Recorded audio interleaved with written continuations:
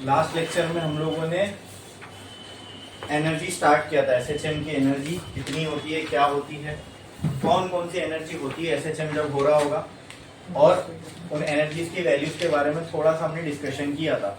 Kinetic energy पूरी निकाल चुके थे, उसकी इक्वेशन, जनरल इक्वेशन क्या होगी, और अगर काइनेटिक एनर्जी मैक्सिमम है तो वो मैक्सिमम की वैल्यू कितनी होगी, और मैक्सिमम कहाँ पे होगी वो भी हमने देख लिया था। कहाँ काइनेटिक एनर्जी मैक्सिमम होगी, मीन पे, और कहाँ मिनिमम होगी, मतलब जीरो कहाँ होगी, एक्सट्रीम पे। और जो मैक्सिमम काइनेटिक एनर्जी उसकी वैल्यू क्या आई थी, हाफ के ए स्क्वायर, यानी मीन पे टोटल एनर्जी बराबर हो जाएगी काइनेटिक एनर्जी के, और वो जो वैल्यू है वो कितनी आएगी, half k a square, half k a square. Clear है। अब आते हैं पोटेंशियल एनर्जी पे। पोटेंशियल एनर्जी का क्या होगा,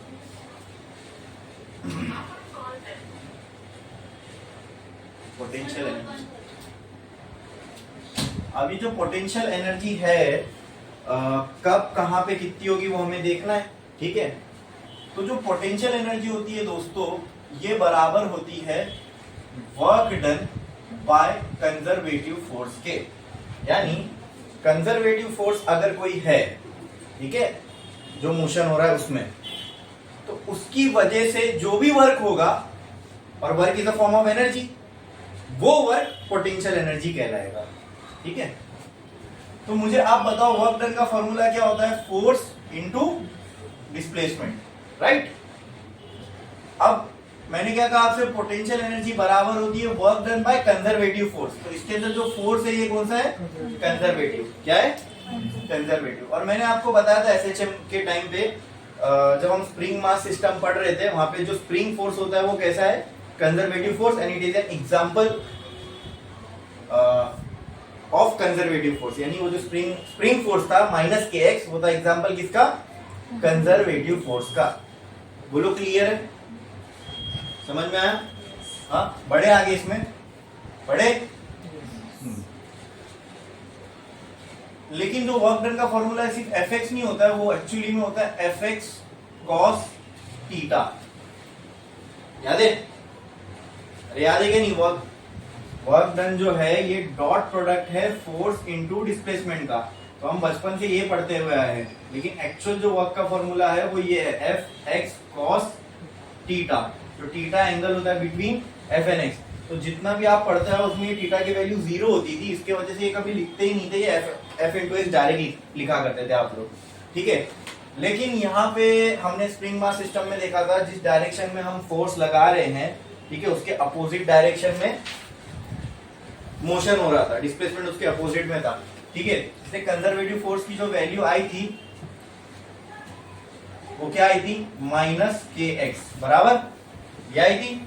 हाँ, और क्योंकि ये अपोजिट डायरेक्शन में, डिस्प्लेसमेंट फोर्स के अपोजिट डायरेक्शन में है, what is theta, angle between F and x बराबर, डिस्प्लेसमेंट क्योंकि एक्स के अपोजिट डायरेक्शन में है, एफ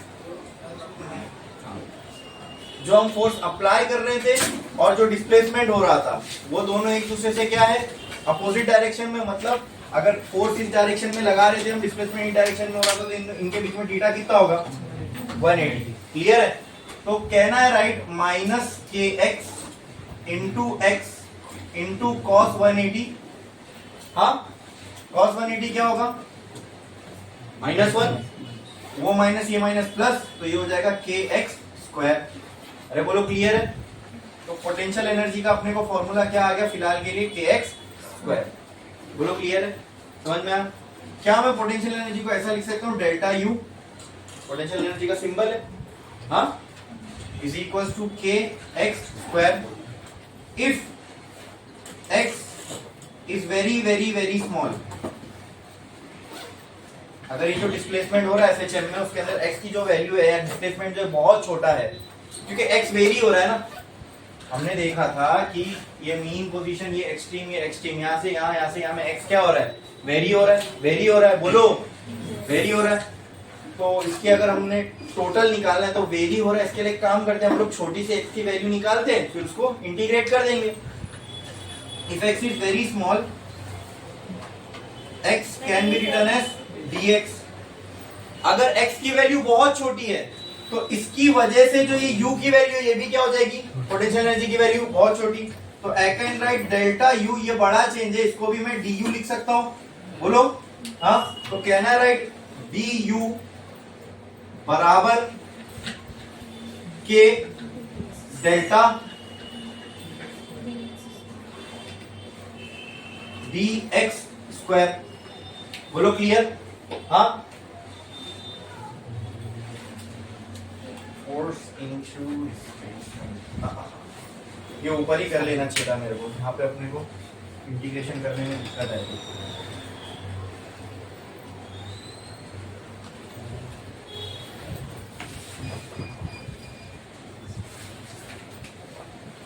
यहाँ पे मैं इसको ये लिख देता हूँ F C into x into cos 180, ठीक है। तो ये क्या हो जाएगा माइनस, बोलो बोलो माइनस, बोलो एफ सी इंटू एक्स, ये 180 का माइनस इधर आ गया, क्लियर है। तो ये आ गया पोटेंशियल एनर्जी का अपने को फॉर्मूला। पोटेंशियल एनर्जी को मैं ऐसा भी लिख सकता हूँ delta u is equal to minus F C into x, बोलो क्लियर है हाँ। If x is very small I can write x as dx, बोलो हाँ। और डेल्टा u को मैं क्या लिख सकता हूँ du, can I write du is equal to minus F C into dx, ठीक है। लेकिन मुझे तो टोटल पोटेंशियल एनर्जी निकालना है, तो उसके लिए क्या करना पड़ेगा, इंटीग्रेटिंग बोथ साइड। जब दोनों तरफ हम लोग इंटीग्रेट करेंगे तो क्या मैं बोल सकता हूं, दोनों तरफ अगर हम लोग इंटीग्रेट करें तो क्या मैं बोल सकता हूं इंटीग्रेशन du बराबर होगा integration minus F C into d x के। अब जो कंजर्वेटिव फोर्स है integration du is equal to conservative जो फोर्स है वो बराबर था माइनस के एक्स के, बोलो। तो can I right integration minus into minus तो बाहर है, minus k x d x लिखू चलेगा, minus minus integration d u is equal to integration k x d x, constant क्या है यहाँ पे, तो ये क्या आ जाएगा बाहर integration x d x, clear है हाँ। इसको इंटीग्रेट करोगे तो ये क्या आएगा u, और इसको इंटीग्रेट करोगे तो ये जाएगा एक्स स्क्वायर बाय 2, क्लियर। इसकी लिमिट जो है मान लो हम 0 से लेके कोई भी डिस्प्लेसमेंट x तक ले लेते हैं। Can I write u is equal to 1/2 kx square, लिख सकता हूं हाँ। या इसकी भी लिमिट मैं मान लो 0 से लेके u तक, जब x 0 है तो पोटेंशियल एनर्जी 0 है, जब x की वैल्यू कुछ x होगी तो पोटेंशियल एनर्जी u होगा। तो कैन आई राइट इसको और ऐसा लिखता हूं, चलो is equal to upper limit u minus 0 is equal to k x square by 2 0 to x, है ना। अब u माइनस 0 तो u ही हो जाएगा के एक्स स्क्वायर बाय 2। तो can I write potential energy is equal to 1/2 k x square, यानी potential energy किस पे डिपेंड कर रही है दोस्तों, x पे डिपेंड कर रही है हाँ। ये आ गया पोटेंशियल एनर्जी का फॉर्मूला। ऐसी काइनेटिक एनर्जी का फॉर्मूला क्या आया था हम लोगों को, हाफ के नहीं काइनेटिक एनर्जी का फॉर्मूला एक्स स्क्वायर, वो काइनेटिक एनर्जी का फॉर्मूला था, जनरल फॉर्मूला। उसी तरह पोटेंशियल एनर्जी का ये जनरल फॉर्मूला है। अभी जनरल फॉर्मूला से हम अलग अलग पोजीशन पे पोटेंशियल एनर्जी निकाल सकते हैं। सबसे पहले एट मीन पोजीशन निकालते हैं, एट मीन पोजीशन x की वैल्यू क्या रहेगी 0, therefore u can be written as 1/2 k into 0 square. Potential energy क्या आ गई, ये दोपहर में ये डिस्कस किए थे, लास्ट लेक्चर में ये डिस्कस किए थे हमने हाँ, कि मीन पे काइनेटिक एनर्जी मैक्सिमम है, ठीक है। मतलब सारी की सारी एनर्जी किसमें, काइनेटिक एनर्जी के फॉर्म में। तो उस टाइम पे पोटेंशियल एनर्जी क्या हो सकती है, क्या होना चाहिए 0। देखो मीन पे पोटेंशियल एनर्जी क्या आ रही है 0। अब एक्सट्रीम्स पे पोटेंशियल एनर्जी क्या आना चाहिए, मैक्सिमम। क्या आना चाहिए, मैक्सिमम, बराबर, ठीक है। और वो अगर एक्सट्रीम पे पोटेंशियल एनर्जी मैक्सिमम होगी मतलब वहां पे काइनेटिक एनर्जी बिल्कुल नहीं होगी, यानी टोटल एनर्जी पोटेंशियल एनर्जी के बराबर हो जाएगी। और वो वैल्यू कितनी होगी, टोटल एनर्जी कितनी थी एसएचएम जब कर रहा था पार्टिकल, तो टोटल एनर्जी की वैल्यू थी हाफ के ए स्क्वायर। अगर पोटेंशियल एनर्जी जीरो है तो ये हाफ के स्क्वायर पूरी की पूरी काइनेटिक एनर्जी बन जाएगी, और अगर काइनेटिक एनर्जी जीरो है तो हाफ के ए स्क्वायर पूरी की पूरी पोटेंशियल एनर्जी। तो मैं कह रहा हूं एक्सट्रीम पोजीशन पे काइनेटिक एनर्जी जीरो है तो हाफ के स्क्वायर क्या बन जानी चाहिए, मतलब एक्सट्रीम के लिए अभी मैं अगर चेक करूंगा तो पोटेंशियल एनर्जी की वैल्यू क्या आनी चाहिए, तो वही चेक करते हैं। एट एक्सट्रीम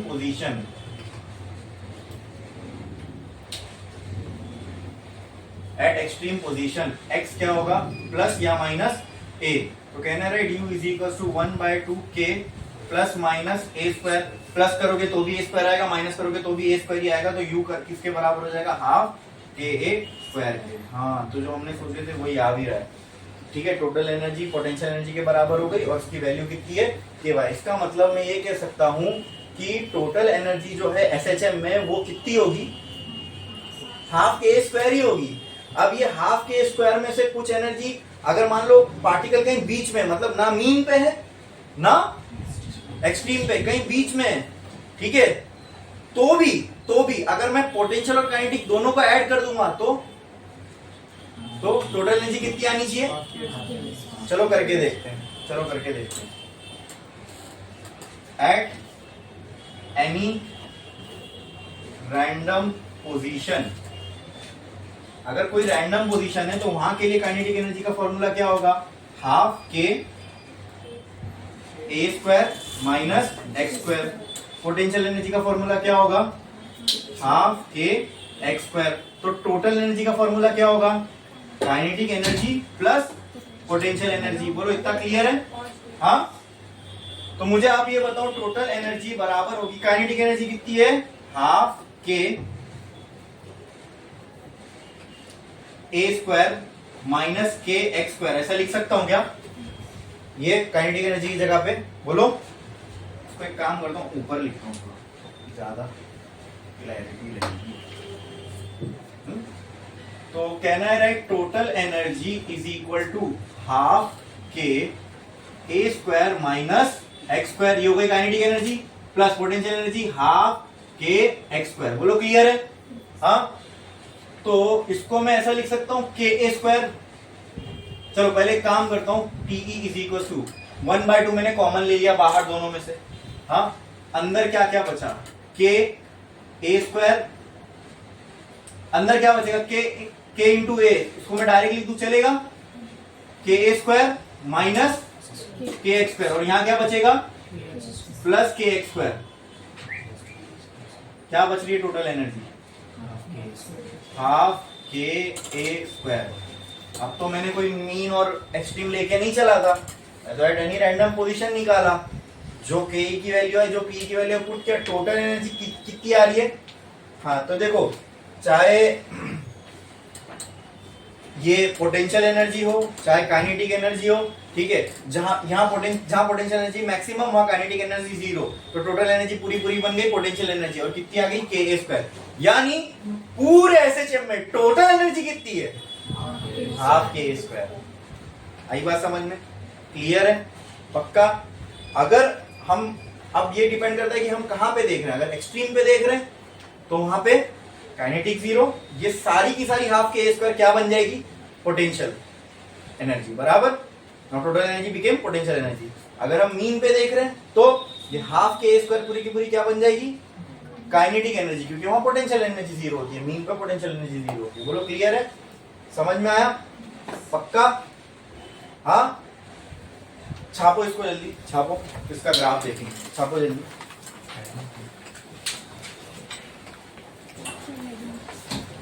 हेडिंग, इससे पहले हेडिंग क्या लगाए थे, काइनेटिक एनर्जी के लिए, काइनेटिक एनर्जी थी ना, तो स्टार डालो, लिखो पोटेंशियल एनर्जी।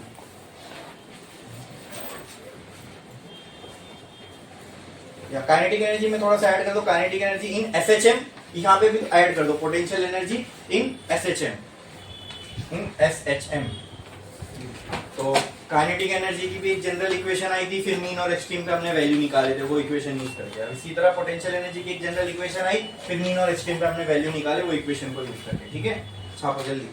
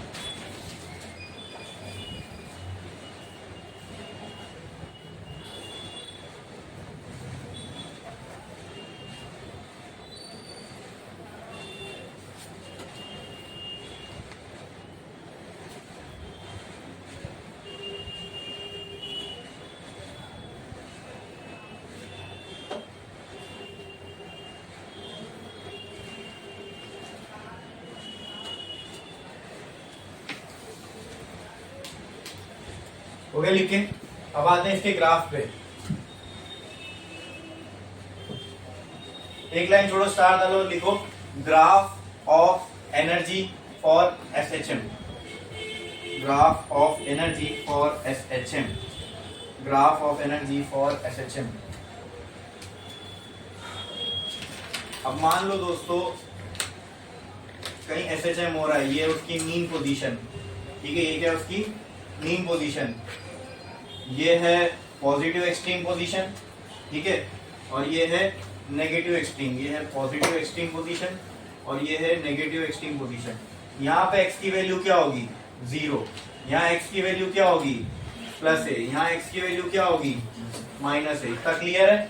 हाँ, अब इस एक्सिस पे क्या वेरी हो रहा है x, क्या वेरी हो रहा है x, और इस एक्सिस पे मुझे एनर्जी बनानी है, ठीक है, क्लियर? मुझे आप बताओ टोटल एनर्जी की वैल्यू कितनी है, हाफ के ए स्क्वायर, यानी मैक्सिमम या तो kinetic energy half k a square हो सकती है या पोटेंशियल एनर्जी भी हाफ के ए स्क्वायर हो सकती है। तो एक काम करता हूं, इसमें मैं यहाँ एक वैल्यू बना देता हूं, ये वैल्यू क्या होगी हाफ के ए स्क्वायर। मतलब ग्राफ जो है इसके आगे नहीं जा सकता, बराबर, क्योंकि इतनी मैक्सिमम पोटेंशियल एनर्जी भी होगी और इतनी मैक्सिमम काइनेटिक एनर्जी भी होगी, ठीक है।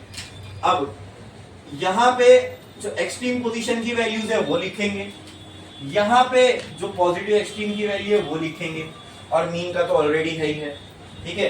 पहले आते हैं काइनेटिक एनर्जी पे, बराबर। मुझे बताओ kinetic energy at mean position कितनी है, या तो जीरो होगी या मैक्सिमम होगी, तो बताओ कितनी है, जीरो है या मैक्सिमम है, मैक्सिमम, मैक्सिमम कितनी है, तो क्या यहां होगा वो हाफ के स्क्वायर। हाँ, अभी किसके लिए कर रहा हूं, काइनेटिक एनर्जी के लिए, पहले किसके लिए, काइनेटिक एनर्जी के लिए, ठीक है, ठीक है। हाँ, तो यहाँ पे क्या है, ये मेरी क्या है, काइनेटिक एनर्जी, क्लियर। चलो काइनेटिक एनर्जी मैक्स भी लिख देता हूं, मैक्स, क्लियर है। हाँ, मीन पोजीशन, सॉरी एक्सट्रीम पे काइनेटिक एनर्जी क्या होगी, क्या होगी, जीरो, यहां पे जीरो, तो ये भी वैल्यू किसकी हो गई, काइनेटिक एनर्जी मिनिमम, और यहां पे भी क्या हो गई, काइनेटिक एनर्जी मिनिमम, क्लियर है। हाँ, अब उसकी इक्वेशन देखोगे तो वहां पे a square minus x square quadratic equation है, तो ग्राफ कुछ ऐसे कर्व बनेगा, बोलो क्लियर, बोलो क्लियर। हाँ, अब नेचर ऑफ ग्राफ को देखो, कुछ नहीं किया ना भाई, 3 पॉइंट मिला दिया मैंने। हाँ, यहाँ पे एक्सट्रीम पे जीरो है, मतलब एक्सट्रीम से जब आप मीन की तरफ जाओगे तो काइनेटिक एनर्जी बढ़ती है बढ़ती है बढ़ती है, मीन पे आके मैक्सिमम हो जाती है, देखो मैक्सिमम हो गई। फिर जब यहां से दूसरे मैक्सिमम पे जाना है तो फिर इसको जीरो होना है, तो मीन से क्या होगी, फिर जीरो। अब चाहे आप इसको यहां से देखो या यहां से देखो, पूरा सेंस बनेगा ये ग्राफ, क्लियर है। हाँ, अब आते हैं पोटेंशियल एनर्जी पे, किस पे, तो मुझे बताओ मीन पोजीशन पे पोटेंशियल एनर्जी कितनी है, जीरो, तो यहां पे क्या आएगी, पोटेंशियल एनर्जी मिनिमम है, कितनी है, जीरो, और पोटेंशियल एनर्जी मैक्सिमम कहां पे, एक्सट्रीम पे, कितनी है, तो यही है वो हाफ के स्क्वायर, लेकिन एक्सट्रीम पे तो यहां आएगा हाफ के स्क्वायर, एक्सट्रीम पे इधर, हाफ के स्क्वायर एक्सट्रीम पे इधर, अरे दोनों एक्सट्रीम पे इतनी होगी ना, हाफ के स्क्वायर, तो यहां पे क्या है, पोटेंशियल एनर्जी मैक्सिमम, यहां पे क्या है, पोटेंशियल एनर्जी मैक्सिमम। अब ये इन तीनों को जोड़ूंगा, वो भी क्वाड्रेटिक है, देखो एक्स स्क्वायर आ रहा है ना पोटेंशियल एनर्जी की इक्वेशन में, तो ये भी कर्व बनेगा ऐसे, क्लियर। अब सोच के देखो कि एक्सट्रीम में पोटेंशियल एनर्जी मैक्सिमम है, मीन पे क्या होना चाहिए, जीरो, तो एक्सट्रीम से मीन की तरफ से आते हुए कम होना चाहिए, तो देखो ज्यादा से कम हो रही है। फिर अब दूसरे एक्सट्रीम पे जाना है, वहां पे भी मैक्सिमम है, मतलब मीन से बढ़ते हुए जाएगी तो वहां मैक्सिमम होगी, जीरो, फिर मैक्सिमम यहाँ पे, क्लियर है, समझ में आया, ग्राफ समझ में आया पूरा। तो यहाँ पे अपना एनर्जी भी खत्म है, SHM की, क्लियर है। इसमें किसी को कोई डाउट है ग्राफ में, देखो अच्छे से पूरा ग्राफ का नेचर समझ में आया, कैसे बन रहा है ये ग्राफ, पक्का बना लो।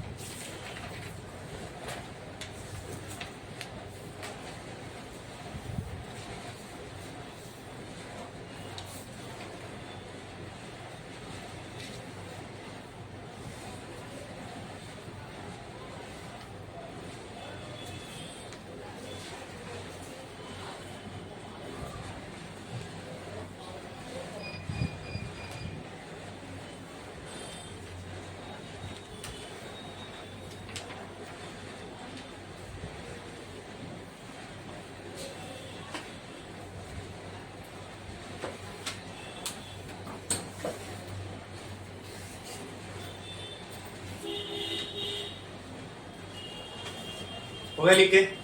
एक लाइन छोड़ो, स्टार डालो और हेडिंग लगाओ time period of simple pendulum.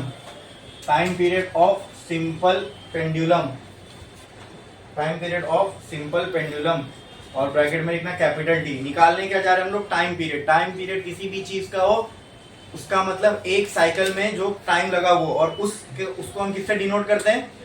Capital T से। अब वो चाहे किसी का भी टाइम पीरियड हो, सर्कुलर मोशन का हो, ऑक्सीलेशन का हो, चार्ज के ऑक्सीलेशन का हो, किसी भी चीज का टाइम पीरियड हो उसको हम कैपिटल टी से। और टाइम पीरियड का एक ही मतलब होता है, एक साइकिल कंप्लीट करने में जो टाइम लगा। ठीक है, अब आते हैं टाइम पीरियड किसका निकालना है?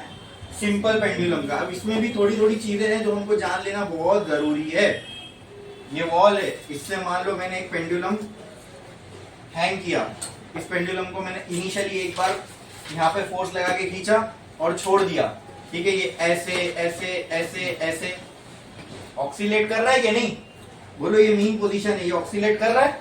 हाँ, तो इसीलिए हम लोग इसको इस चैप्टर में पढ़ रहे हैं, ऑक्सीलेशन नाम ही है चैप्टर का, बराबर। ठीक है, लेकिन क्या ये एसएचएम है? ये एसएचएम है? हाँ कि ना? कितने लोग कहते हैं ये एसएचएम है और कितने कहते हैं नहीं? हाँ चलो, कितने कहते हैं एसएचएम है? एक दो और कितने कहते हैं ये एसएचएम नहीं है? नहीं है। ठीक है, तो आप में से कोई बताओ जो भी आपको लगता है ये एसएचएम क्यों है? ओके, और पोजीशन के अबाउट करना। ओके, हाँ, और एसएचएम क्यों नहीं है? आपको क्यों लगता है? कुछ भी बोलो, जो लगा, कुछ तो लगा होगा उससे बोले होंगे ना। गलत होगा तो सही हो जाएगा। बोलो, गलत तो गलत, लेकिन आप बोलो, कुछ तो बोलो। बोलो। हाँ, पीरियोडिक भी होगा। पेंडुलम तो होता है पीरियोडिक इन नेचर, मतलब जितना टाइम उसको एक साइकिल कंप्लीट करने में लगा, अगली साइकिल के लिए भी उतना ही लगेगा। पीरियोडिक भी है ये।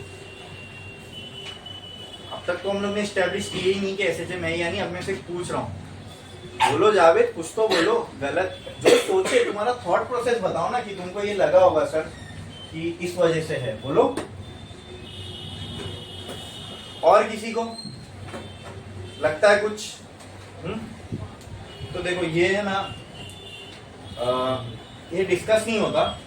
ठीक है, इसके लिए मैंने ये पॉइंट उठाया। इसको देखोगे, पेंडुलम हम पढ़ भी रहे ऑक्सीलेशन चैप्टर में। ठीक है, और मैंने आपको कहा था ऑक्सीलेशन चैप्टर में हम हम एक ऑक्सीलेशन पढ़ेंगे जो सबसे सिंपलेस्ट टाइप का है। उसका नाम क्या है? एसएचएम। हाँ बोलो। अरे 100% एकदम करेक्ट, एकदम करेक्ट। जो मुझे मतलब यही मैं समझाने जा रहा था आपको, और एकदम ट्रू आंसर दिया, यानी एकदम ऑन पॉइंट। क्या ये एसएचएम नहीं है? In order for this to be an SHM, it should be simple. What is SHM? Simple harmonic motion. Simple का मीनिंग क्या बताया था? कि जब मोशन स्ट्रेट लाइन में हो रहा हो। अब अगर मैं इसको यहाँ फोर्स लगा के छोड़ दूं तो ये लीनियर मोशन तो नहीं कर रहा। ये मोशन कैसा है? एंगुलर है। कैसा है? ये डिस्कस नहीं होता, पता नहीं क्यों। तो इसमें बच्चों को बहुत कंफ्यूजन रहता है। ठीक है, कि एसएचएम है या नहीं है। और दूसरा कंफ्यूजन इसलिए भी होता है कि पढ़ तो इसको ऑक्सीलेशन में ही रहे, पढ़ तो ऑक्सीलेशन में ही रहे, और इक्वेशन सारी एसएचएम की अप्लाई करेंगे, तो फिर एसएचएम कैसे नहीं है ना? ये बट ये एसएचएम है क्या? नहीं, एसएचएम नहीं है ये। क्यों नहीं है? एसएचएम होने के लिए इसका जो मोशन है वो कैसा होना चाहिए था? ऐसा ऐसा नहीं, ऐसा ऐसा ऐसा ऐसा ऐसा, है ना? ये होता है एसएचएम। ये एसएचएम नहीं हो सकता। एंगुलर में ऑक्सीलेटरी है। आप दोनों ने जो कहा वो इस बात पे, ये अगर क्वेश्चन होता ऑक्सीलेटरी है तो वो आंसर क्या होता? ट्रू। ठीक है, तो हमको ऑक्सीलेटरी और एसएचएम को कंफ्यूज नहीं करना है। एसएचएम ऑक्सीलेटरी है, लेकिन ऑक्सीलेटरी है इसीलिए एसएचएम होगा ये जरूरी नहीं है। उसके लिए आपको कंडीशन चेक करनी पड़ेगी, स्ट्रेट लाइन में हो रहा है क्या, हाँ पीरियोडिक है क्या, वो सब क्लियर। हाँ, तो एसएचएम तो नहीं है, तो फिर क्यों पढ़ रहे हैं? मैंने तो शुरू में ही बोल दिया था कि ऑक्सीलेशन ये चैप्टर है, इसमें हम लोग एक पर्टिकुलर टाइप का ऑक्सीलेशन पढ़ेंगे जिसका नाम है एसएचएम, बराबर। और वो एसएचएम होने के लिए क्या होना जरूरी है? Simple motion. सिंपल मतलब स्ट्रेट लाइन में। ये हो रहा है स्ट्रेट लाइन में? नहीं हो रहा है, ठीक है। तो इसमें हम कुछ अजम्पशन लेके चलते, तब जाके हम ये डेरिवेशन, इसलिए आपकी टेक्स्ट बुक में है, वरना नहीं होता, ठीक है। वो अजम्पशन ये है कि मान लो अगर पेंडुलम ऐसा इतना सा हिल रहा है, तो बहुत छोटा अगर पेंडुलम मीन पोजीशन से डिस्प्लेस हो रहा है तो वो लगभग स्ट्रेट लाइन जैसा ही हुआ ना। आ रही है बात मेरी समझ में क्या बोल रहा हूं मैं? ये अजम्पशन है, ठीक है। और ये अजम्पशन ही देखना अब यूज भी होगा जब हम डेरिवेशन करेंगे ना टाइम पीरियड का, वो अजम्पशन यूज भी होगा। That's why we can consider this to be a SHM. समझे? हाँ, अभी देखो, मान लो मैंने इसको फोर्स लगा के छोड़ा, ठीक है, ये ऐसे ऐसे, तो मान लो कोई भी एक रैंडम पोजीशन में कंसीडर करता हूं, मान लो ये कोई एक टाइम रहा होगा जिसमें ये पेंडुलम ये पोजीशन पे रहा, क्या इतना इसने डिस्प्लेस किया? हाँ बोलो, इतना डिस्प्लेस किया। लेकिन अगर मैं इसको एसएचएम मान रहा हूं तो ये हो गया थीटा। तो ये केस में थीटा कुछ भी हो सकता है। देखो, ये पेंडुलम ऐसा था, इसको मैंने ऐसा किया, छोड़ दिया, ये ऐसे ऐसे ऐसे, कितना बड़ा बड़ा डिस्प्लेसमेंट कर रहा है एंगुलर में, तो ये दिख रहा है एंगुलर मोशन हो रहा है। लेकिन अगर ये पेंडुलम, इसको मैं ऐसे ऐसे लो, तो अगर मैं उसका जो ये बॉब है, ये बॉब को अगर देखूं तो ये ऐसा बॉब लगेगा, ऐसे ऐसे ऐसे ऐसे, बस थोड़ा सा ऐसे अगर इसको डिस्प्लेस करूं तो ये नियरली स्ट्रेट लाइन मोशन जैसा ही लग रहा है। आई बात समझ में? तो अगर पेंडुलम का ये थीटा अगर बहुत छोटा है, सोच के देखो, ये इतना मोशन कब होगा? जब ये थीटा जो है डिस्प्लेसमेंट बहुत स्मॉल होगा। If this theta is very small, then I can say the pendulum is performing SHM. इसलिए देखो, उसके नाम में भी सिंपल पेंडुलम है ना। यही सिंपल वर्ड हम एसएचएम से रिलेट कर सकते हैं। वहां सिंपल था, यहाँ भी मतलब क्या? Straight line. तो सिंपल पेंडुलम का मतलब ये ऐसा पेंडुलम है जो बहुत ही छोटा स्ट्रेट लाइन मोशन कर रहा है। जैसे एसएचएम में सिंपल स्टैंड कर रहा था ना स्ट्रेट लाइन के लिए, ऐसे ऐसे जो स्ट्रेट लाइन में मोशन। हाँ, पेंडुलम ही तो बोल सकते हैं ना। Find time period of pendulum, क्या लिखा हुआ है? Time period for simple pendulum, ठीक है। क्लियर।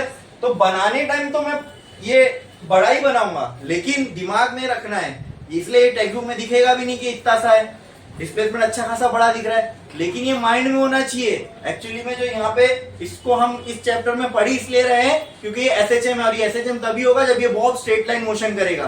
तो ये स्ट्रेट लाइन मोशन कब करेगा? जब ये थीटा बहुत छोटा होगा। क्लियर है? समझ में आया? बनाएंगे बड़ा क्योंकि डेरिवेशन करना है, टर्म दिखने चाहिए, लेकिन दिमाग में होना चाहिए कि theta is very small here. Clear है?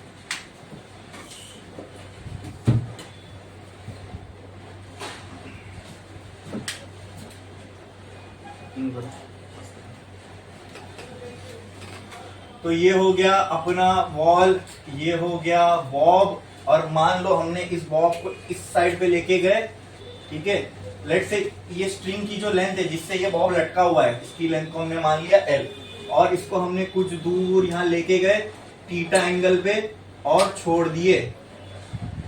आई बात समझ में? ये लेके जाने में हमने क्या इसके ऊपर इस डायरेक्शन में फोर्स लगाया? यस, लगाया। एक और फोर्स होगा जो ये बॉब की वजह से लग रहा होगा, वो है उसका खुद का वेट डाउनवर्ड डायरेक्शन में, which is equal to mg। बराबर? एक फोर्स और होगा जो ये स्ट्रिंग में होगा, जिस रस्सी से ये बॉब लटका हुआ है उस स्ट्रिंग में जो फोर्स होगा, उस स्ट्रिंग कहीं भी आया ना पिक्चर में, तो उस वहां पर जो स्ट्रिंग के अंदर फोर्स होगा वो होता है टेंशन फोर्स। कौन सा? टेंशन। तो स्ट्रिंग के अंदर एक टेंशन फोर्स होगा ये डायरेक्शन में। हाँ, क्लियर? तो इसकी एक ट्रिक है, बस ट्रिक ही बोलूंगा मैं उसको, कि अगर स्ट्रिंग फोर्स कौन से डायरेक्शन में पता लगाना है तो जहां भी मास लटका हुआ है वहां मास के ऊपर मास से स्ट्रिंग की तरफ देखो, वही डायरेक्शन में मास से स्ट्रिंग की तरफ देखो, वही डायरेक्शन में टेंशन फोर्स होगा। ये हो गया टेंशन फोर्स। क्लियर है? समझ में आया? अरे बोलो क्लियर है? हाँ, अब आप मुझे बताओ, अगर ये एंगल थीटा है, ठीक है, ये वाला, ये जो हमको दिख रहा है, ये एंगल अगर थीटा है, ठीक है, और लेट से ये बॉब ने इतना डिस्प्लेस किया, तो यहां पे देखो, ये बॉब ने इतना x डिस्प्लेसमेंट किया, दिख रहा है? मीन पोजीशन से बॉब इतना हिला ना, ये एंगल कितना है 90, कितना है 90। अब देखो मैं ध्यान से क्या कर रहा हूं, अपने को फोर्स रिजॉल्व करना है। अगर मैं ये लाइन को एक्सटेंड कर दूं, अगर ये एंगल थीटा है तो ये एंगल भी क्या होगा थीटा, करस्पॉन्डिंग एंगल। हाँ, अब मुझे बताओ ये फोर्स mg है, ठीक है, mg को यहां रिजॉल्व करूंगा तो ये कंपोनेंट क्या हो जाएगा mg cos थीटा, क्या हो जाएगा mg, अरे भाई ये mg है, थीटा जहां से थीटा होता है वो कंपोनेंट क्या हो जाता है cos। अब इसके ही परपेंडिकुलर एक और कंपोनेंट होगा, वो क्या होगा mg sin थीटा। कितना क्लियर है? तो यहाँ आपको दिख रहा होगा f को कौन बैलेंस कर रहा है mg sin थीटा, t को कौन बैलेंस कर रहा है, तो कहना है say t is equal to mg, या फिर t equal to mg cos theta f from above diagram, ठीक है, और f किसके बराबर हो जाएगा mg sin थीटा। इतना क्लियर है? बोलो बोलो, इसमें किसी को कोई डाउट है? ये समझ में आया? अगर मैं इन दोनों इक्वेशन को डिवाइड कर दूं तो क्या अपने को, मुझे आप बताना, t by f is equal to mg क्या हो जाएगा कैंसल, और क्या बचेगा cos theta upon sin theta, ठीक है। तो इसको मैं ऐसा करता हूँ, इक्वेशन को दे दो 1, इसको दे दो इक्वेशन नंबर 2। अब फिलहाल के लिए ऐसा रखो, ये सारी चीजें आपको अच्छे से समझ में, इसमें किसी को कुछ भी डाउट है पक्का एक काम करो, पहले डायग्राम कॉपी कर लो, अच्छे से कर लो, time period for simple pendulum कर लो।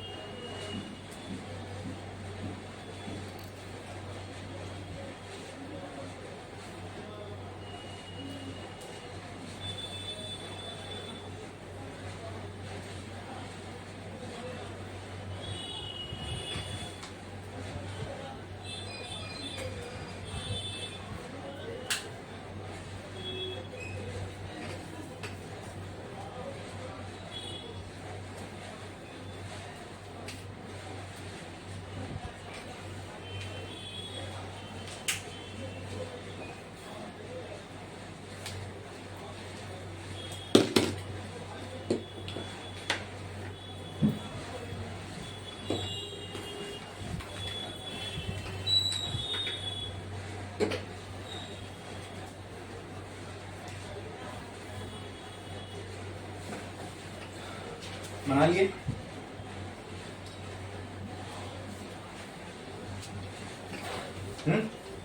अच्छा, एक और चीज, ये और ये t और mj एक दूसरे से अपोजिट डायरेक्शन में, इसके लिए यहाँ पे माइनस, उसी तरह f और mg साइन थीटा ये दोनों भी अपोजिट डायरेक्शन में, तो यहाँ पे भी क्या आएगा माइनस। दोनों फोर्स है ना, दोनों वेक्टर क्वांटिटी है और एक दूसरे के अपोजिट डायरेक्शन में, तो अपोजिशन बताने के लिए यहाँ पे क्या लिखा मैंने माइनस, ठीक है। आपको याद है दोस्तों कि टाइम पीरियड ऑफ एसएचएम हमने ऑलरेडी निकाल चुके हैं, ये भी एक एसएचएम है, लेकिन कब, जब theta is very small.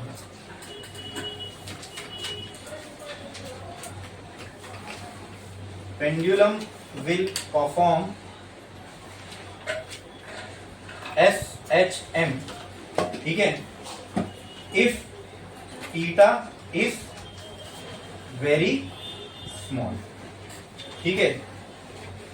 Therefore, इसको मैं ऐसा लिख सकता हूं कि f is equal to minus, या फिर therefore for small theta sin theta is nearly equal to theta। ये पता है क्या?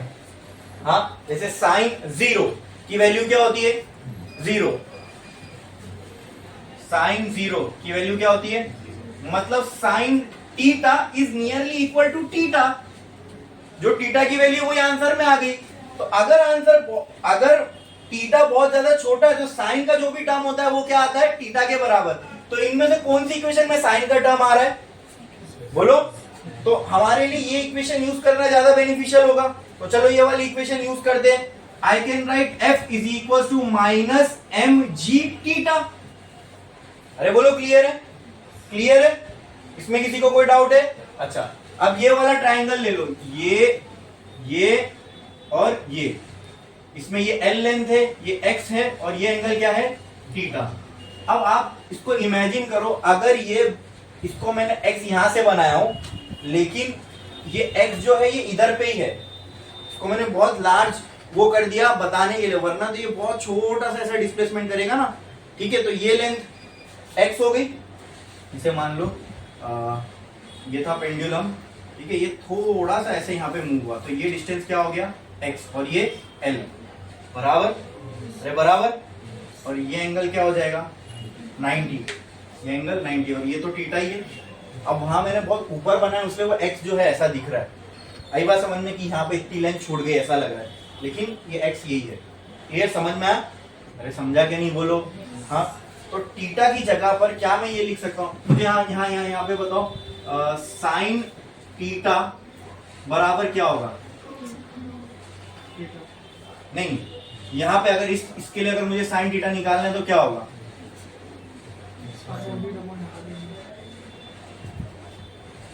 ऑपोजिट और एडजेसेंट, तो यहाँ पे ये होगा tan थीटा बराबर x by L, x by. अब थीटा स्मॉल होने का एक और फायदा यहाँ मिलेगा, थीटा स्मॉल होने का एक और फायदा मिलेगा अपने को यहाँ, क्या बोलो, अगर थीटा बहुत छोटा है, ठीक है, tan 0 की वैल्यू क्या, tan 0 की वैल्यू बोलो क्या होगी, तो कहना है say for small theta tan theta is also nearly equal to theta.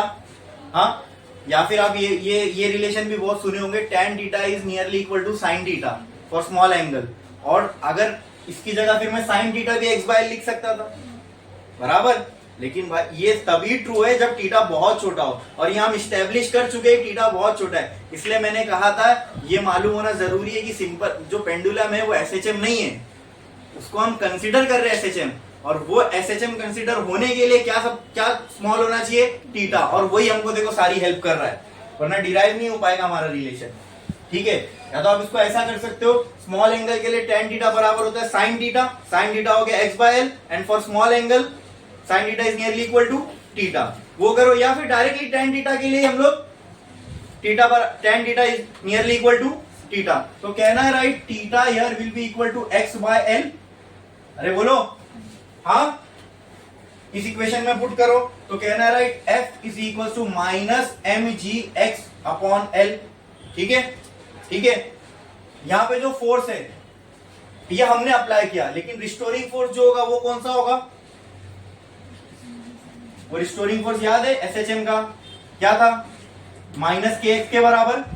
तो रिटर्न में जो फोर्स लगेगा वो किसके बराबर होगा, minus k x is equal to minus m g x by L. ये कैंसल, एक्स एक्स कैंसल, तो के की वैल्यू क्या बची यहाँ पे, m g by L, m g by L. इसमें किसी को कोई डाउट, बोलो, अरे बोलो, समझ लो यहाँ पे अच्छे से, देखो बोर्ड पे जो भी लिखा है, अगर कुछ भी इसमें डाउट है तो पूछो, कुछ भी डाउट है तो पूछो। एक कंसिडरेशन यहाँ पे बहुत इंपॉर्टेंट था और उसको समझना भी बड़ा इंपॉर्टेंट था कि theta is very small in case of simple pendulum. हम इसको पढ़ ही इसीलिए रहे इस चैप्टर में क्योंकि ये एसएचएम कर रहा है, और पेंडुलम कैसे एसएचएम करेगा, वो तो एंगुलर मोशन करता है। एसएचएम में तो हमको स्ट्रेट लाइन लीनियर मोशन चाहिए, बराबर कि नहीं। और अगर एसएचएम को हमको स्ट्रेट लाइन मोशन में मानना है तो वो एक ही सिनेरियो में हो सकता है जब उसका ये जो एंगल है, एंगुलर डिस्प्लेसमेंट बहुत छोटा, मतलब पेंडुलम बहुत ही छोटे छोटे ऑक्सीलेशन कर रहा हो। आई बात समझ में, क्लियर है। पेंडुलम की हमने इक्वेशंस लिखी, उससे समझ में आ गया थीटा बहुत छोटा है तो साइन थीटा बराबर होता है थीटा के। कॉस के लिए हम ये नहीं कह सकते, कॉस 0 तो 1 होता है, मैक्सिमम होता है कॉस 0 पे, तो ये इक्वेशन यूज करना कोई मतलब का नहीं, इसलिए हमने सिर्फ ये वाली इक्वेशन ली। ठीक है, क्योंकि इसमें साइन का टर्म आ रहा था और स्मॉल थीटा के लिए हमको पता है साइन थीटा किसके बराबर होगा, थीटा के, तो यही हमारे काम की लग रही इक्वेशन, इसलिए हमने यहाँ लिखा, ये लिया, ट्राइंगल लिया, ट्राइंगल में tan है, tan साइन का भी रिलेशन है, स्पेशली फॉर स्मॉल एंगल्स, और यहाँ पे वही तो केस है जिसके वजह से एसएचएम बन पा रहा है, स्मॉल थीटा, स्मॉल एंगल बराबर।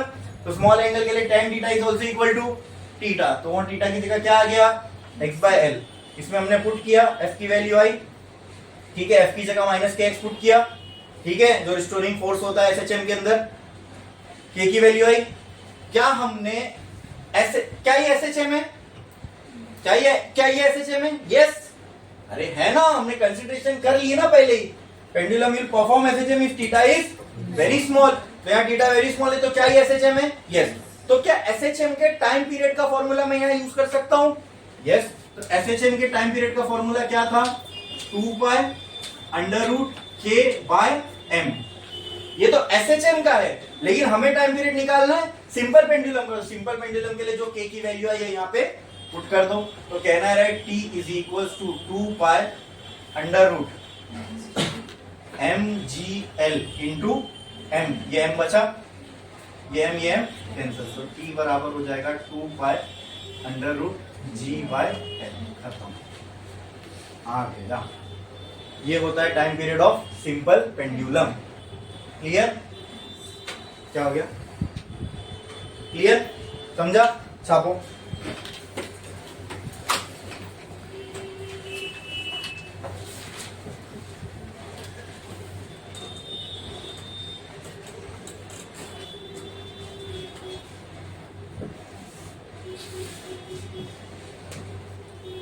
अच्छा, ये रिलेशन उल्टा लिख दिया मैंने, बोलो ना,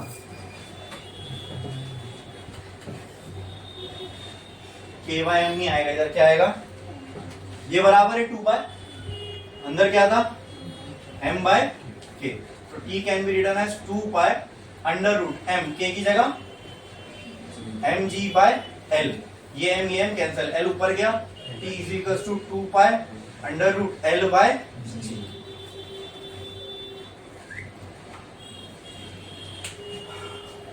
छाप लो, यहाँ पे अपना हो गया time period of simple pendulum.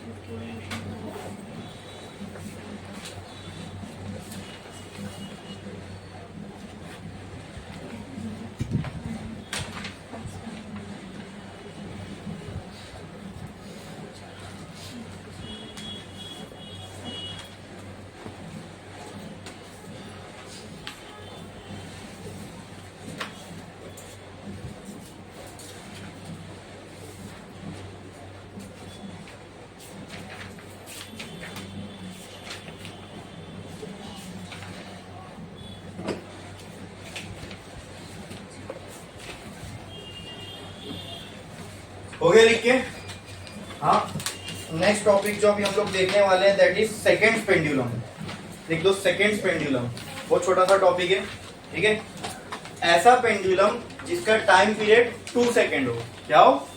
2 second, इसको हम बोलते हैं सेकेंड्स पेंडुलम। एक लाइन छोड़ो, स्टार डालो, हेडिंग लगाओ, सेकेंड्स पेंडुलम। देखो सेकेंड्स पेंडुलम, सेकेंड्स पेंडुलम, ठीक है। उसका डेफिनेशन लिखो, अ पेंडुलम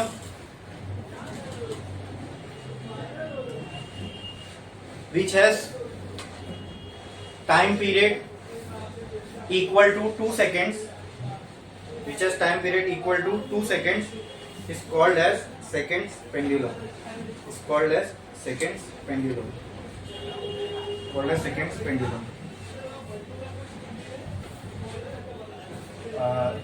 इसका आपको वो हुआ था कॉलेज में प्रैक्टिकल, इसको यूज करते जी की वैल्यू निकालने के लिए, जो 9.81 हम निकालते ना, अलग अलग वैल्यूज आती है, ठीक है। तो उससे के बाद एक प्रॉपर वैल्यू पे पहुंचते हम लोग। तो आप मुझे ये बताओ कि टाइम पीरियड ऑफ पेंडुलम का फॉर्मूला आ गया हमको, क्या था? T is equal to 2 pi under root L by g. अब सेकेंड्स पेंडुलम में तो हमको T की भी वैल्यू पता है, 2 पाई कांस्टेंट, लेंथ ऑफ पेंडुलम भी आप मेजर कर सकते हो। तो अननोन क्या बच रहा है? इससे आपको क्या आएगी? जी की वैल्यू वेरीफाई करते हैं हम लोग इससे। सेकंड पेंडुलम में एक्सपेरिमेंट होता है, होगा शायद, आपको नहीं हुआ, इससे हम लोग जी की वैल्यू को वेरीफाई करते हैं, ठीक है। तो चलो, और सेकेंड्स पेंडुलम, और seconds pendulum TS time period of second pendulum is equals to 2 pi under root length of second pendulum by g, ठीक है। अब time period of second pendulum कितना होता है?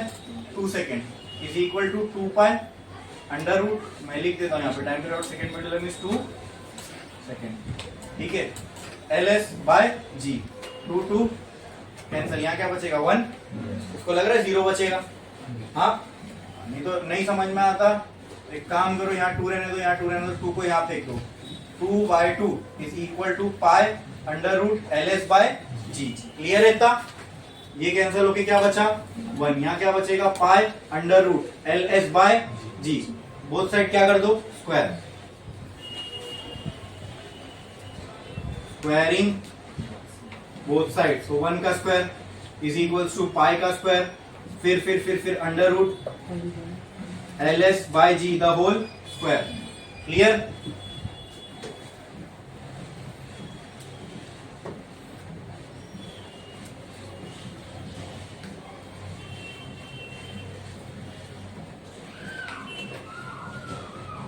वन का स्क्वायर 1, पाई स्क्वायर, और यहाँ क्या बचेगा? LS बाय जी, ठीक है।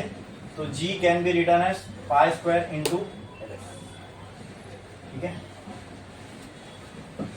बस इतना ही, और कुछ भी नहीं इसमें। देखो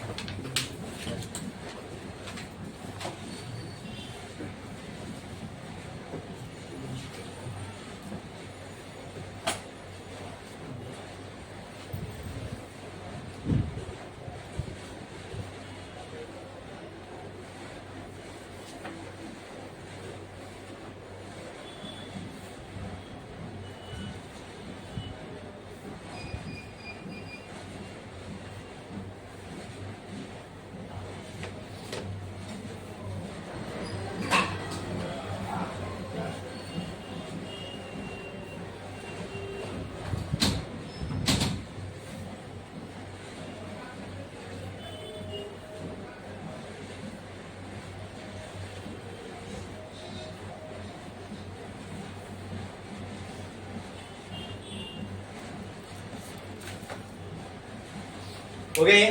तो यहाँ पे पेंडुलम वाली कहानी हो गई खत्म। अभी पेंडुलम से रिलेटेड कुछ भी नहीं बचा। नेक्स्ट देखने वाले हम लोग कॉम्पोजिशन ऑफ एसएचएम, यानी अब एक से ज्यादा एसएचएम अगर एक साथ हो रहे होंगे तो क्या होगा। एक लाइन छोड़ो, स्टार डालो, हेडिंग लगाओ, composition of SHM. composition of SHM for particles, composition of SHM। Heading लगा दो ये, फिर एक लाइन छोड़ के लिखो composition of SHM, एक लाइन छोड़ो और लिखो, एक लाइन छोड़ो और लिखो for particles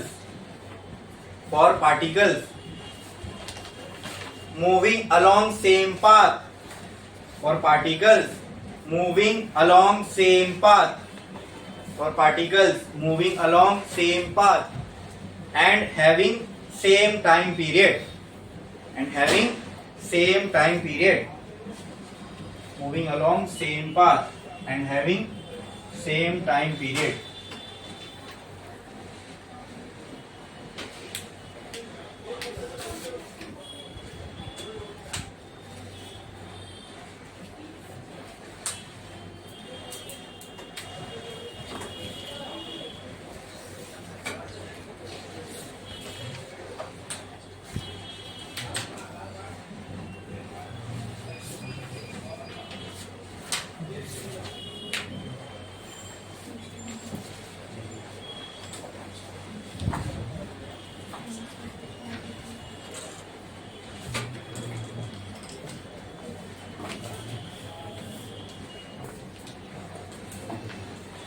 अब आपसे एक सवाल पूछता हूँ, उसका मुझे आंसर दो। अगर कहीं पे एसएचएम हो रहा है तो वहां पे एक मीन पोजीशन होगी, एक एक्सट्रीम होगी पॉजिटिव और एक नेगेटिव एक्सट्रीम। बोलो इतना क्लियर है?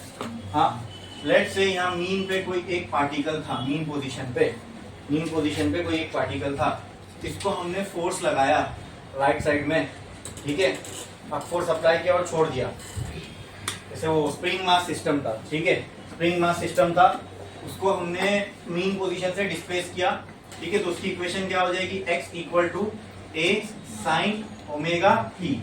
अब ये पार्टिकल यहाँ कहीं पहुंचा, लेट से यहाँ कहीं पहुंचा, ठीक है।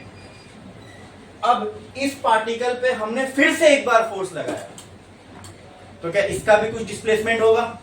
हाँ, लेकिन इस पे ऑलरेडी एक फोर्स लगा हुआ था, ये मोशन में ही था, ये मोशन में ही था, और मोशन में रहते हुए हमने इसके ऊपर एक और फोर्स लगा दिया। बोलो क्लियर है? तो अब क्या इसका अगर ये फोर्स नहीं होता तो अच्छा चलो सेकंड वाले केस में आपको क्या लगता है, इसका डिस्प्लेसमेंट पहले जितना ही होगा कि पहले से ज्यादा होगा? ज्यादा होगा। इसका मतलब अगर ये सेकंड वाला फोर्स नहीं लगता तो डिस्प्लेसमेंट कुछ और होता, और जब मैंने फोर्स लगा दिया तो अब डिस्प्लेसमेंट कुछ और होगा। तो दोनों केस में डिस्प्लेसमेंट क्या है? अलग। तो इसलिए मैं पहले वाले केस वाले डिस्प्लेसमेंट को क्या दे रहा हूं? x1, उसी पार्टिकल में, वही पार्टिकल वही है, ठीक है, बट अब इसके ऊपर हमने एक और फोर्स लगा दिया। अब इसका डिस्प्लेसमेंट कुछ भी हो सकता है, कुछ और हो सकता है, लेकिन पहले वाला तो नहीं होगा, ठीक है। तो उसका जो डिस्प्लेसमेंट होगा, लेट्स से उसको मैंने क्या कह दिया? x2 will be equal to a sine, ठीक है। अच्छा, जो पहले वाला डिस्प्लेसमेंट है आपने कहा सर हो सकता है कम होगा, और जो जब मैंने सेकंड वाले केस में जो डिस्प्लेसमेंट है वो कुछ ज्यादा होगा, तो दोनों के एम्पलीट्यूड भी फिर अलग होंगे, होगी कि नहीं? समझ में आ रहा है? जब मैंने मीन से कुछ फोर्स लगाया और पार्टिकल को या फिर वो स्प्रिंग मास सिस्टम को ऑक्सीलेट होने दिया, ठीक है, तो हो सकता है लेट से वो 5 मीटर तक ही जा रहा होगा एक्सट्रीम, और यहाँ पर भी 5 मीटर, लेकिन अब ये चल रहा था बीच में कहीं था, यहाँ पे इसको एक और फोर्स लगा दिया। अब क्या होगा?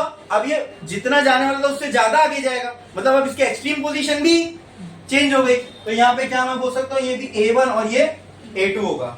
इसमें क्या चेंज आएगा? बोलो साइन ओमेगा टी। इसको मैं बीच में कहीं से फोर्स लगाया हूं ना, मतलब इतना मीन से तो लगाया नहीं, तो मीन से कुछ एंगल छोड़ के इस पे फोर्स लगा, यानी यहाँ पे प्लस फाइव ही रहेगा। बोलो क्लियर है? तो ये हो गई दोनों की इक्वेशन। ये समझ में आया क्या? ये समझ में आया कि नहीं आया? या तो आप ये भी बोल सकते हो सर इसकी भी इक्वेशन ऐसी ही थी, बट यहाँ पे फाइव की वैल्यू 0 थी, ये हम जानते हैं, तो इसके लिए ये हट के इक्वेशन सिर्फ इतनी ही बची। हाँ, समझ में आया? साइन ओमेगा टी, इसके लिए भी हम ये इक्वेशन लिख सकते थे, लेकिन वहां फाइव की वैल्यू 0 हमको पता है, ठीक है। इसलिए फॉर सेक ऑफ सिंप्लिसिटी एक पोजीशन मैंने मीन माना और दूसरी कोई भी रैंडम। आप दोनों पोजीशन कोई भी रैंडम मान सकते हो। मान लो दूसरा केस एक लेता हूं मैं, एक एसएचएम हो रहा है, मान लो पार्टिकल एसएचएम परफॉर्म करते हुए इस साइड पे कहीं पे भी, ठीक है। यहाँ पे कहीं पे एट रैंडम ये पार्टिकल को हमने यहां से एक फोर्स लगाया, तो x1 क्या होगा बोलो? a1 sign omega t plus phi1। ठीक है, अब ये कुछ आगे बढ़ा, यहां तक, यहां पे हमने इस पे एक और फोर्स लगा दिया। अब इसका डिस्प्लेसमेंट कुछ और हो सकता है। फेज, पहले फेज देखो इतना था, अब फेज इतना है, तो कहना write x2 is equal to a2 sine omega t plus.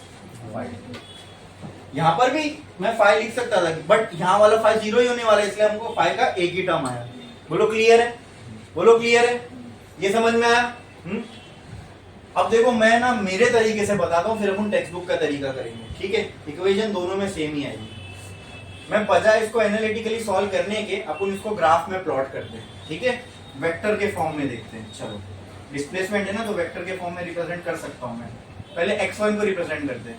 ठीक है, जो a1 है, a1 क्या है? x की मैक्सिमम वैल्यू, तो a1 का एक वेक्टर बना दो। अरे मैं एक x का वेक्टर ये बनाऊं, ये x का a का वेक्टर बनाऊं, a x से a एक कांस्टेंट होगा, बराबर? x की कुछ भी वैल्यू हो सकती है, और a x की ही तो एक वैल्यू है। समझा मैं क्या बोल रहा हूं? जब पार्टिकल डिस्प्लेसमेंट करता है, डिस्प्लेसमेंट को क्या बोलते हैं? x। तो हम बोलते हैं ना x की वैल्यू a है एट एक्सट्रीम पोजीशन। इसका मतलब क्या? a जो है x की ही वैल्यू है, लेकिन मैक्सिमम, तो a भी तो डिस्प्लेसमेंट ही है लेकिन मैक्सिमम, ये भी तो डिस्प्लेसमेंट ही है लेकिन मैक्सिमम। ये मैक्सिमम डिस्प्लेसमेंट है इस केस में, ये मैक्सिमम डिस्प्लेसमेंट है इस केस में। बोलो क्लियर है? बोलो क्लियर है? समझा कि नहीं समझा? समझा? कुछ भी डाउट है इसके अंदर? बढ़ू आगे। ठीक है, a को वेक्टोरियली रिप्रेजेंट करना है, तो आपको दिख रहा है a1 जो है वेक्टर, वो ओमेगा टी एंगल पे है। तो मैंने क्या किया, ये y एक्सिस बनाया, ये x एक्सिस बनाया, a1 वेक्टर बना दिया at some angle omega t. क्या इसमें किसी को कोई डाउट है? ये हमने फेजर डायग्राम में कर चुके है क्या नहीं? फिर क्या बचता है? a2 भी वेक्टर बनाना है, लेकिन गौर से देखो a2 कितने एंगल पे? Omega t plus. तो यहां से ओमेगा टी तो हम आ गए, यहां से और कितना जाना है? आगे और फाइ जाओ, मतलब यहां से फाइ आगे जाओगे तो यहां कहीं होगा। तो कहना है right a2 is phi angle more आगे। अरे बोलो क्लियर है? क्या इसमें किसी को कोई डाउट है? बोलो समझ में आया? बोलो समझ में आया? इसमें किसी को कोई डाउट है? ठीक है, अब करे क्या? यहां पे ये पार्टिकल का SHM तो हो रहा है, इसमें नो डाउट। ये पार्टिकल मीन से चला, बीच में कहीं पहुंचा, वहां पे हमने एक हरकत कर दी, वो क्या? इस पे एक और फोर्स वापस लगा दिया। अब क्या होगा? पहले ये जितना डिस्प्लेसमेंट करता, अब उससे ज्यादा करेगा, बराबर? क्लियर है? लेकिन क्या ये अब भी SHM करेगा? हाँ करेगा, बिल्कुल स्ट्रेट लाइन में ये अभी भी टू एंड फ्रो मोशन कर रहा है, तो SHM तो अभी भी है, ये स्ट्रेट लाइन में है, पीरियोडिक है। ठीक है, मीन पोजीशन के टू एंड फ्रो कर रहा है, बराबर?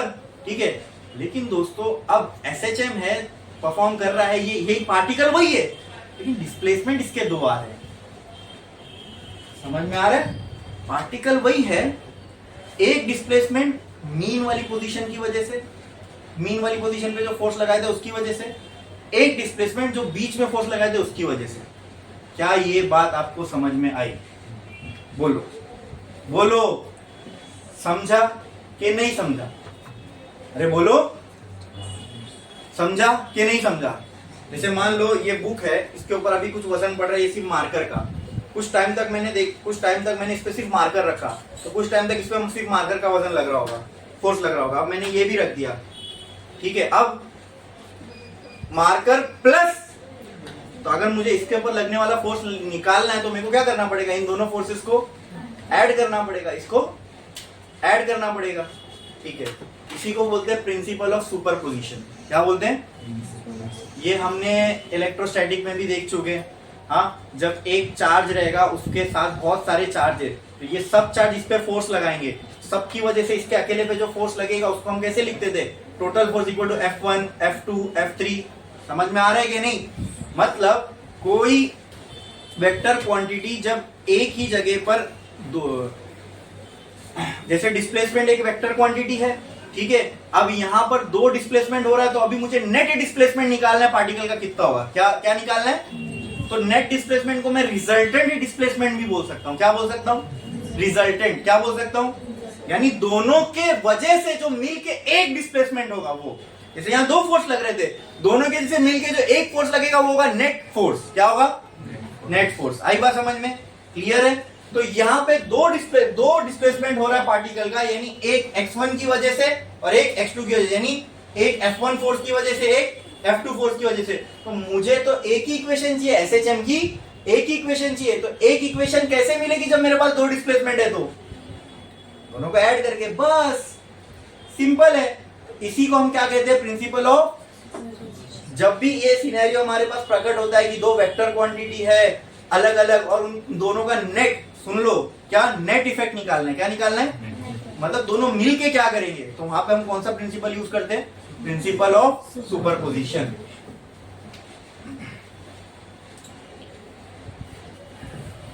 तो कहना है right, bye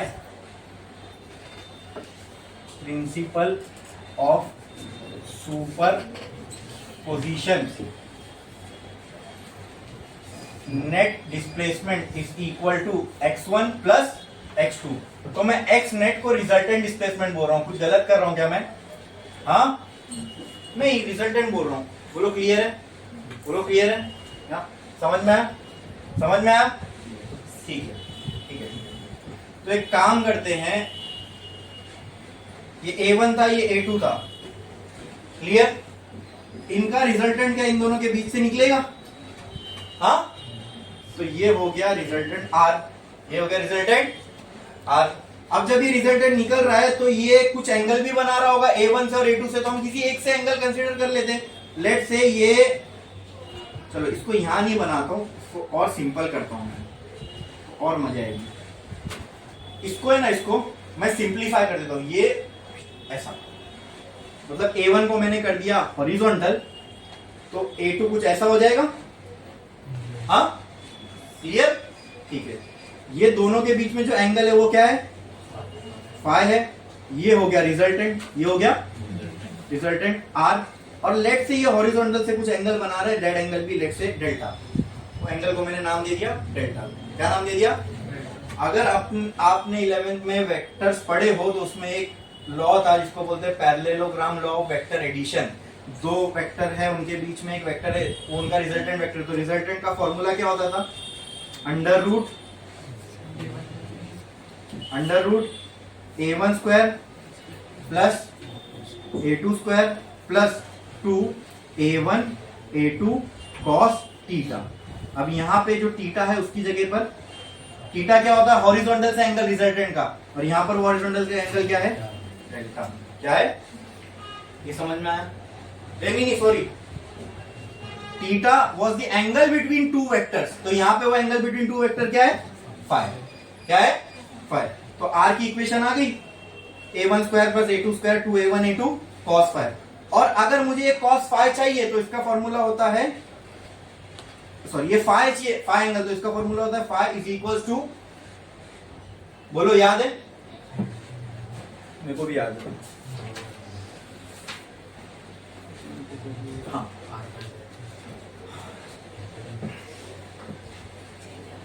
A2 sine theta upon A1 plus A2 cos theta. अब यहां थीटा की जगह पर क्या है?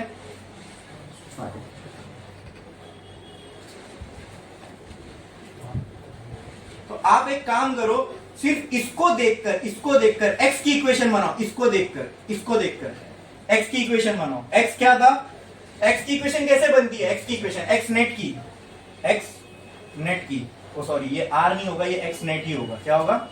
x नेट की इक्वेशन बनाओ। x की इक्वेशन में क्या होता है? सबसे पहले एम्पलीट्यूड, A1 मत बोलो। अब x नेट की इक्वेशन बनानी है आपको, मतलब जो x1 और x2 को मिला के बन रहा है। तो x1 का डिस्प्लेसमेंट A1, ओ सॉरी, डिस्प्लेसमेंट नहीं, एम्पलीट्यूड। x1 का एम्पलीट्यूड A1, x2 का एम्पलीट्यूड, इन दोनों का रिजल्टेंट एम्पलीट्यूड वो x नेट का एम्पलीट्यूड होगा क्या? नहीं? समझाइए।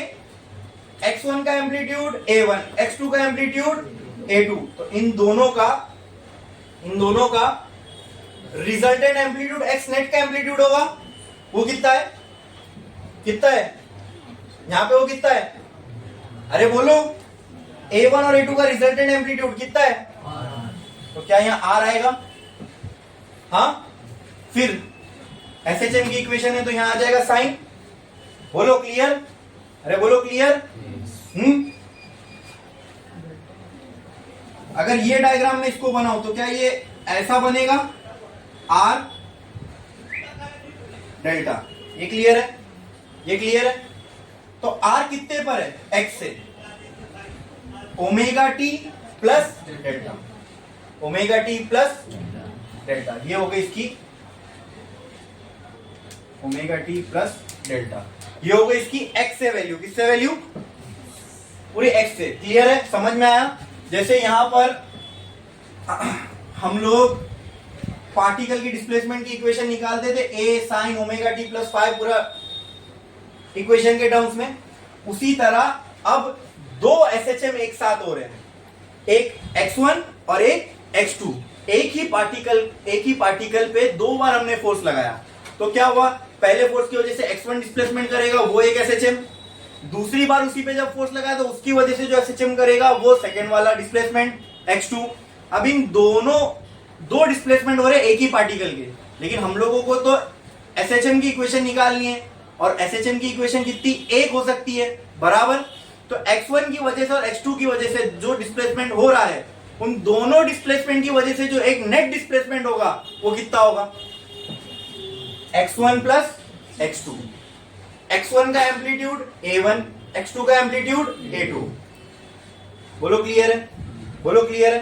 तो x नेट का एम्पलीट्यूड जो दोनों को मिला के आएगा वो क्या होगा, उसको हमने नाम दिया r, उसको हमने नाम दिया। अब इसको SHM की स्टैंडर्ड इक्वेशन में डाल दो, SHM की स्टैंडर्ड इक्वेशन में डाल दो। तो स्टैंडर्ड इक्वेशन के हिसाब से ये क्या होगा, एम्पलीट्यूड की जगह क्या आ गया, x नेट का एम्पलीट्यूड r, क्योंकि वो पार्टिकल मीन से स्टार्ट हुआ था, याद है, फिर उसी पे हमने आगे फोर्स लगाए, तो साइन थीटा रहेगा, ठीक है, plus omega t plus delta, मतलब इनिशियल फेज बोले तो कितना छोड़ के चालू हुआ, उसी को बोलेंगे ना भाई इनिशियल फेज। ये कितना छोड़ के चालू हुआ, ओमेगा टी, जैसे ये A2 कितना छोड़ के चालू हुआ, ओमेगा टी प्लस 5, तो ये कितना छोड़ के चालू हुआ, ओमेगा टी प्लस डेल्टा, ये था उसका इनिशियल फेज। बोलो क्लियर है।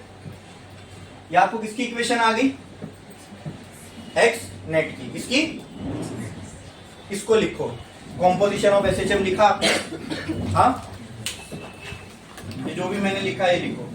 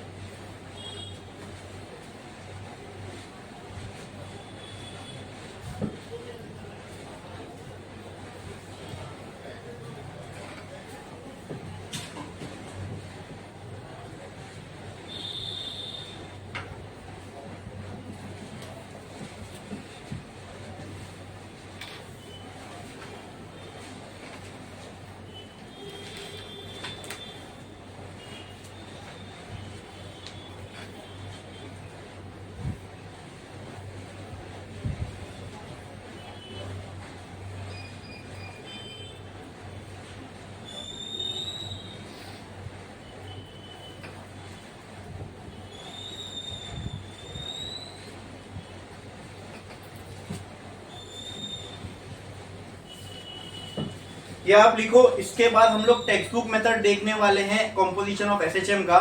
ठीक है, लेकिन वो बहुत लेंदी होने वाला है। अगर वो कंटिन्यू करूंगा तो मुझे लगभग हो सकता है 15-20 मिनट के ऊपर जाए, तो अपना ब्रेक का टाइम एक्सीड हो जाएगा, इसलिए ब्रेक अपन अभी ले रहे हैं। ठीक है,